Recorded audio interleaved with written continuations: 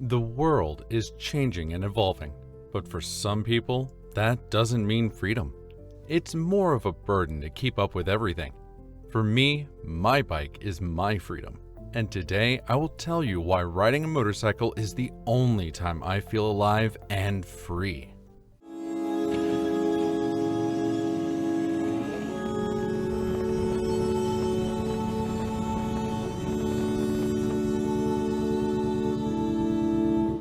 There are moments in life when you realize how numb you've become, not because something dramatic happened, but because nothing did. So, days stack on top of each other, conversations repeat themselves, and you start functioning instead of living. You wake up, do what's expected, say the right things, carry responsibilities, and somewhere in all of that, you disappear. I didn't notice when it started for me. I only notice the contrast later, because the only time that numbness fully lets go is when I'm on a motorcycle, and that feeling is priceless. People love to romanticize motorcycles because, for many, they are a symbol of rebellion and danger. But it's not the truth. At least not the whole truth. Riding isn't about looking cool or escaping society, but about feeling present in a way that modern life almost never allows. It's about a kind of awareness that shuts up the noise in your head without asking permission. And when I ride, I don't feel special or powerful. I feel real.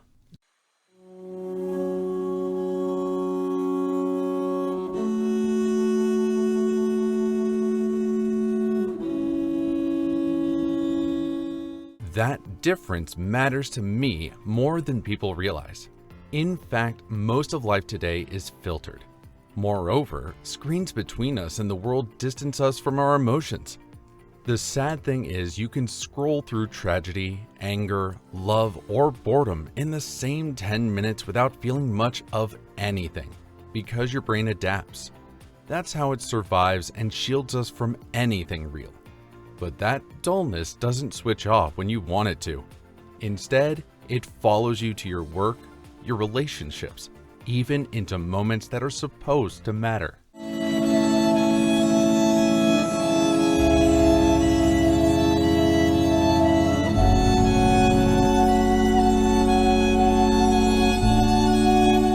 So, a motorcycle doesn't allow that distance, but the moment you sit on it, your body knows something your mind has forgotten. This is not abstract. It's physics.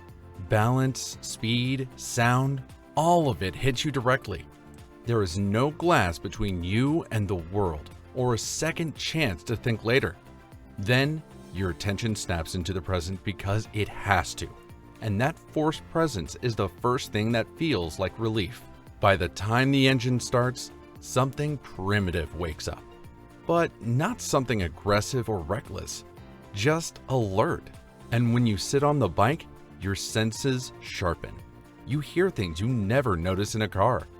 The pitch of the engine, the way it changes with the throttle, the subtle vibration that tells you how the road feels beneath the tires. Your body becomes part of the machine, not metaphorically, but literally. You lean because the bike leans. You slow down because it needs you to.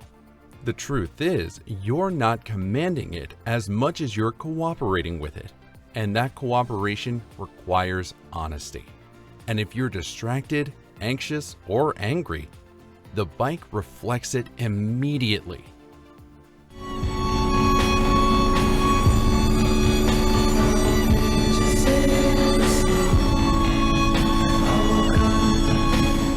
There's another uncomfortable truth people don't talk about.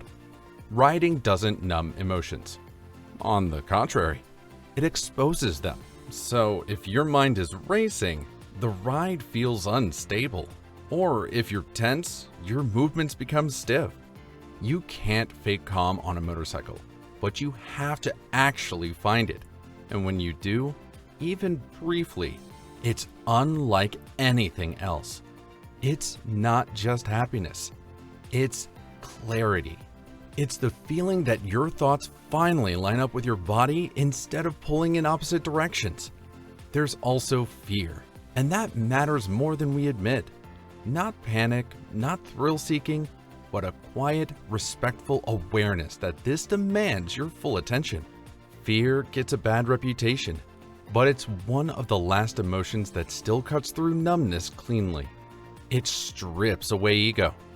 On a motorcycle, fear isn't something to conquer or show off against.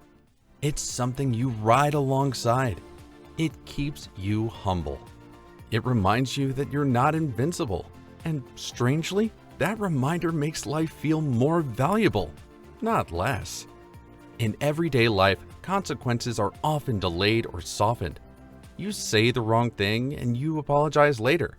You ignore your body and it complains years down the line.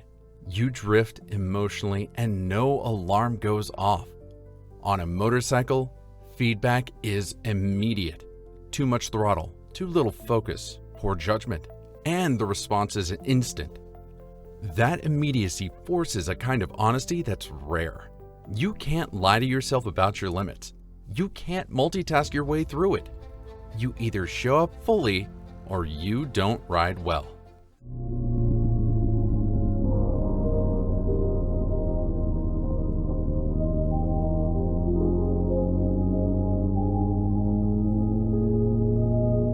However, there's the silence, even with the noise. This is the part that's hardest to explain to people who've never ridden. The engine is loud, the wind roars, the world rushes past, and yet the inside of your head goes quiet. Not empty, just focused. The constant background commentary that usually narrates your life fades away. No worrying about tomorrow or rehearsing what you should have said years ago. There's only the next corner, the next movement, the rhythm of the ride. It's not meditation in the calm, gentle sense. It's meditation under pressure. So for some of us, that's the only kind that works. I've noticed something else too. When I ride, I don't feel like I'm performing for anyone because there's no audience. It's one of the few places where my value isn't measured by productivity, politeness, or emotional availability. In fact, the bike doesn't care who I am off of it. It only responds to what I do in that moment. That simplicity is rare and deeply comforting. People sometimes ask if riding is an escape. Well, it is, in a way, but not from responsibility or reality.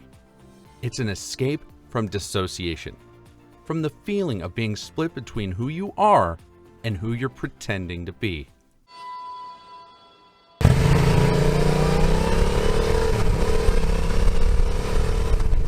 But always remember, you are exactly where you are, doing exactly what you're doing.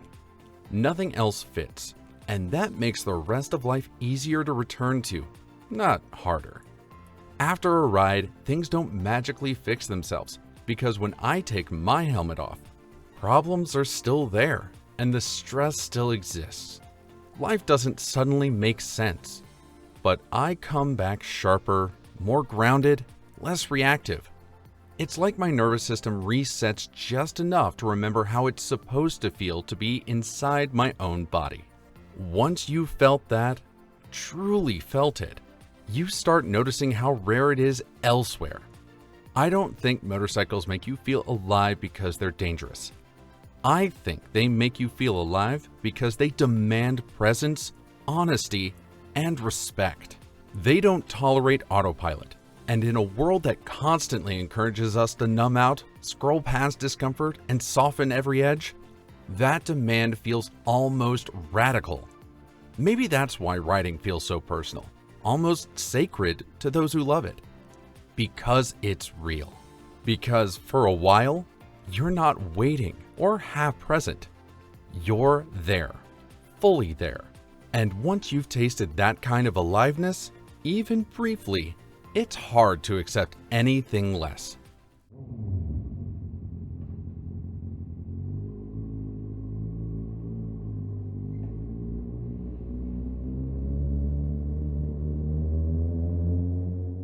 That's why when I say riding a motorcycle is the only time I feel alive, I don't mean the rest of my life is empty.